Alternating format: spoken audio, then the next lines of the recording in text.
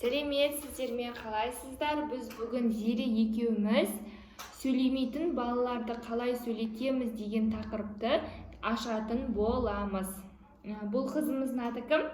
Зере. Жасың қаншада? 3-те. Маған тақпақ айтып берші. Қандай тақпақ білесің? Аю? Білесің?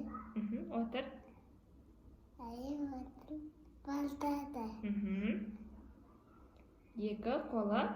Екі қолы талтада. Апай? Апай сабақ. Сұраса? Апай сабақ сұраса, кітап қатты ет отыр.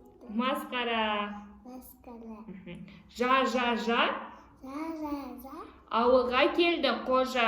Ауылға келді қожа. Жу. Зу. Бетіңді дақылап жу. За. За. Қолымыз таза. Зу. Әдемі гүлім сазу. Молодец, оны берші. Екі қолмен берсе онда. Молодец.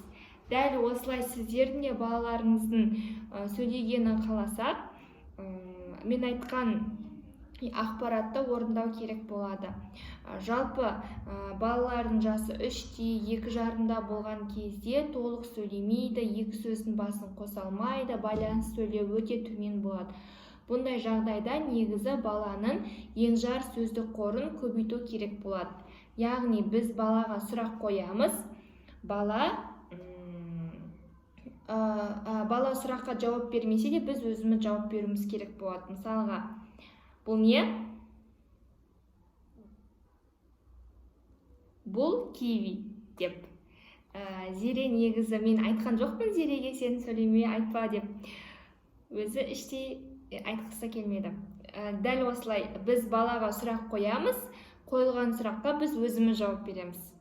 Бұл не? Бұл киви. Бұл не? Бұл қауын.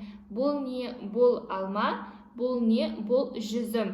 Көбінесе бірінші екі буынды сөздерден бастап үйреткен дұрыс.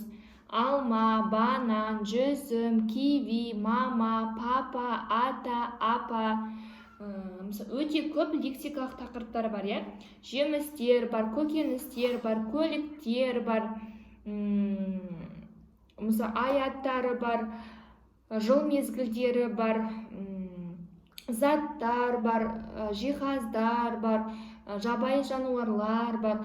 Солардың барлығын үйретуге болады. Бірінші балаға сұрақ қоямыз, біз өзіміз жауап береміз. Солай баланың енжар сөздік қоры дамиды. Енжар сөздік қоры дамыса, ол біртін келе белсенді сөздік қорына ауысып отыратын болады. Баршаңызға сәттілік. Сау бол десере. Сау бол. Сау болыңыздар. Сау болыңыздар.